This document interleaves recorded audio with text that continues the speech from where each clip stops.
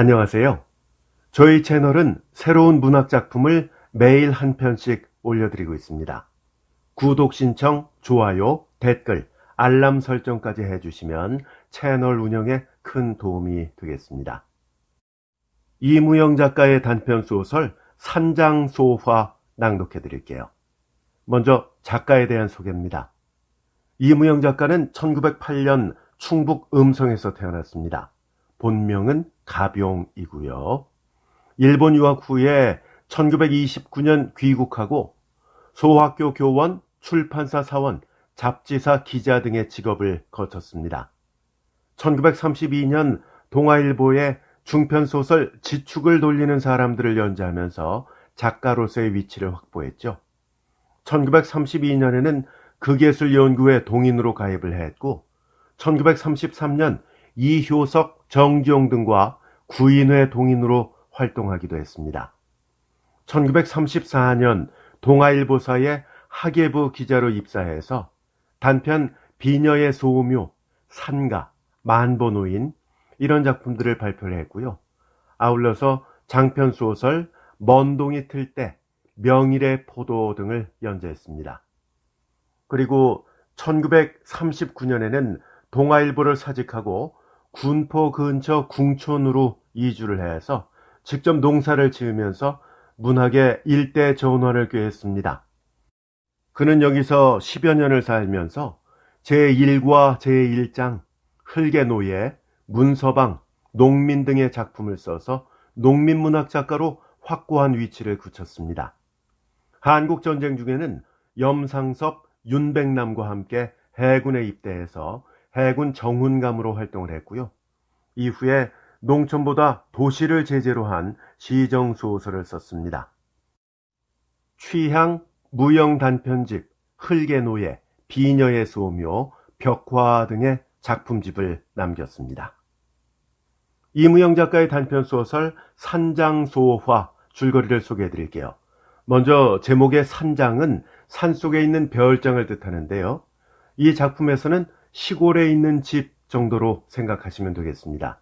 그리고 소화는 작은 이야기를 뜻하죠. 줄거리는 이렇습니다. 서울에 살던 어떤 가족이 어느 시골집으로 이사를 가게 됩니다.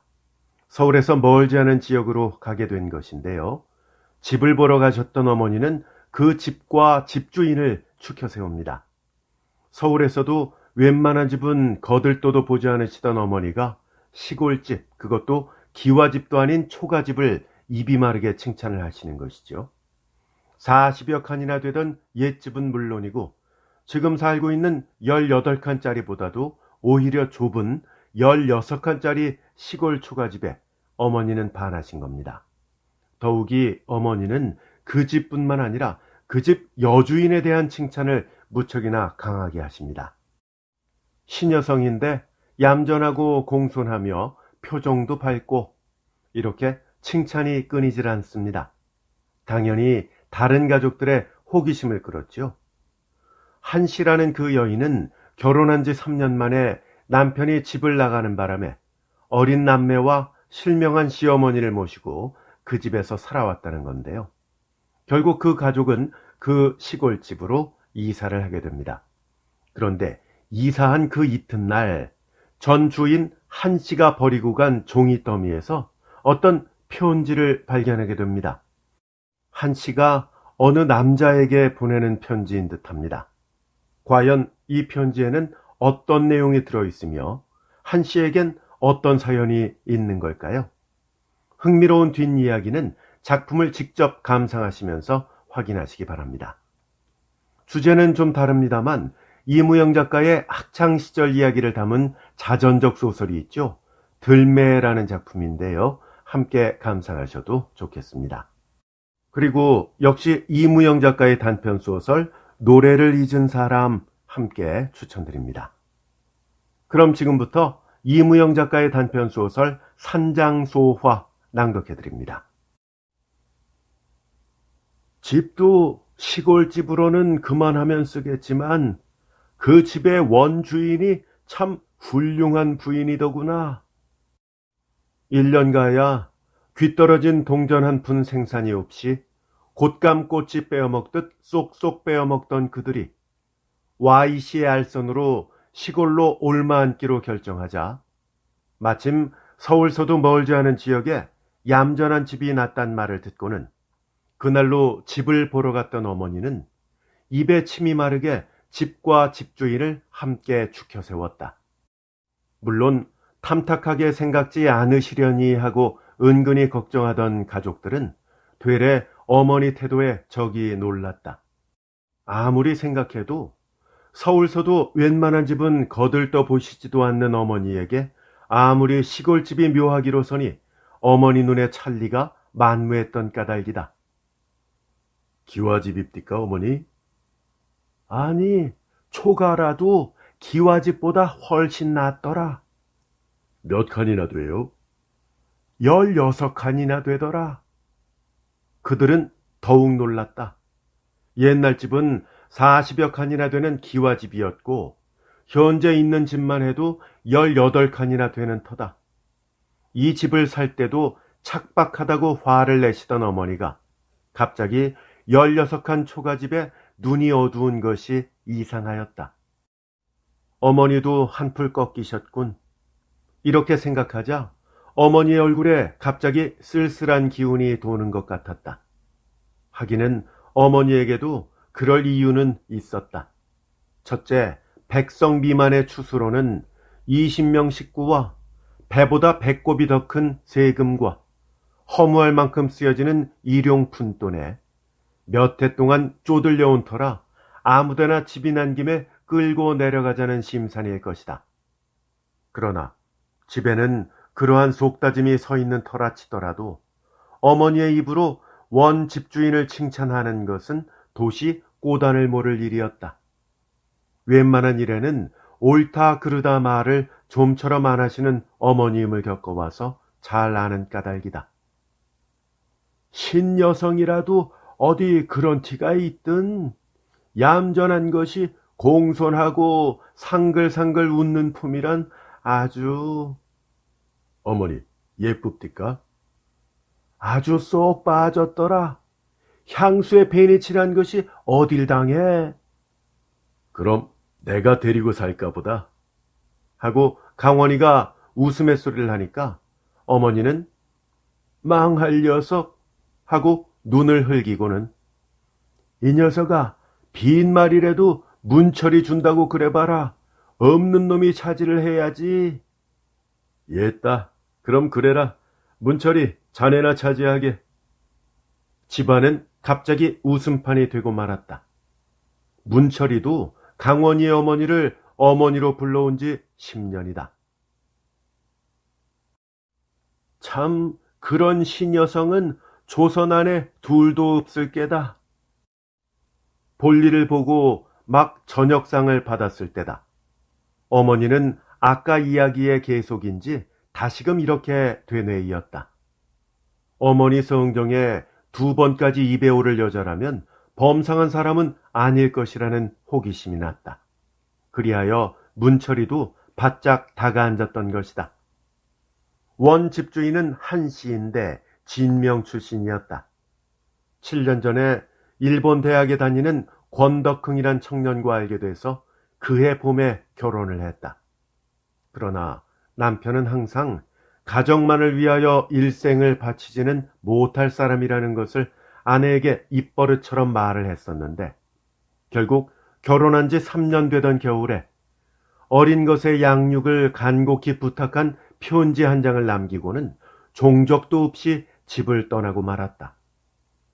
남편이 자기만을 위하여 일생을 바쳐줄 사람이 못 된다는 것만은 일찍부터 각오해온 그녀였지만 남편 방에서 편지 한 장을 발견했을 때는 눈앞이 아찔하였다. 그리하여 농터를 따라서 3살째 접어든 아들과 젖먹이 계집애를 안고는 실명한 시어머니를 모시고 지금 그 집으로 옮아왔다는 것이다. 말이 5해지 5해 동안을 꽃같이 젊은 신여성이 독수 공방을 하다니 끔찍한 일이지. 어머니는 다시 한번 입에 침을 말리는 것이었다. 그러나 어머니가 한 씨의 칭찬을 하면 할수록 문철이는 듣기 싫었다. 한 씨의 끔찍함을 이해 못하는 것은 아니지만은 그의 아내가 한 씨만큼 끔찍지 못했던 까닭이다. 그의 아내는 이제 겨우 3살 접어든 딸 성순이를 두고 성순이의 종기 치료 때문에 다니던 병원의 의사와 자취를 감추고 말았던 것이다. 그렇기에 어머니가 한 씨를 칭찬하는 것은 그의 아내를 깎는 말이 되고 자기의 아내를 깎는다는 말은 결국 지금까지 아내를 싸고 돌던 그에게 대한 조그만 조롱이었던 까닭이다. 그야 이런 사람도 있고 저런 사람도 있죠, 뭘. 그는 좀 실축한 생각이 나서 이렇게만 말을 하고 자기 방으로 들어가고 말았다. 그런지 20여일 후엔 그도 강원이를 따라서 시골로 왔다. 그는 어려서부터 의지할 곳이 없던 터라 벌써 10여 년 전부터 강원이의 어머니를 양부모로 정하고 있는 터고 보니 부모 자식 사이에 못할 말이 없을 법한 일이건만 뺑덕어멈처럼 잘 삐지는 그는 한 씨 말이 나올 때마다 토라지고 말았다. 에이, 자식도 그게 뭐 그리 고깝담. 이렇게 말은 하면서도 한 씨 이야기를 입에서 떼지 않으시는 어머니였다. 어머니의 그 심정은 그에게는 수수께끼였다. 콩을 갖다가 파칠해도 그저 오냐 오냐 할 만큼 그에게 달게 구는 어머니면서도 한사코 듣기 싫어하는 한 씨 말을 심심하면 끌어내는 어머니였다. 이렇듯 한 달을 지냈다. 그러는 동안에 그의 가슴에는 한 씨에게 대한 알지 못할 질투가 무럭무럭 자랐다. 한 씨의 끔찍함을 긍정하고 이해하면서도 한 씨에게 호의를 가질 수가 없었다. 그리하여 하루는 남은 이삿짐을 찾으러 왔을 때도 그는 종일 상을 펴지 못했다. 세상엔 이런 사람도 있고 저런 사람도 있지 뭘. 이것이 늘 그가 내세우는 그나마도 아주 힘이 없는 한마디였다. 한 씨는 점심을 대접받고 늦도록 이야기를 하다가 큰 집만 몇 개 꾸려가지고 너저분한 것은 버려달라고 부탁을 하고는 6시 차로 친정인 마산으로 떠났다. 한 씨가 떠날 때도 그는 자기 아내를 데리고 간 사내를 대하는 것 같은 감정으로 산모퉁이를 돌아가는 그녀의 뒤태를 바라다 보았던 것이다. 이튿날이었다. 아침에는 보슬비가 내리듯이 안개가 자욱하더니 해가 뜨고는 가을날처럼 날이 청명해졌다. 그는 강원이의 아들 영재와 자기 딸 성순이를 데리고 동산으로 진달래 나무를 캐러 갔다가 점심때가 겨워서야 내려왔다. 국수 장국을 말아 달래를 먹고 화초 좋아하시는 아버지와 함께 캐어온 진달래를 심고는 비질을 하다가 거름더미에서 이상한 종이뭉치 하나를 발견하였다. 아니, 기실인 즉슨 그것도 그가 발견한 것이 아니다. 성순이가 코를 씻어달라고 갖다주는 종이를 무심코 들고 보니 낡기는 했으나마 고급 편전지였다. 첫눈에도 그 종이가 그들 손에서 나온 것은 아니라는 것만은 직감할 수 있었다.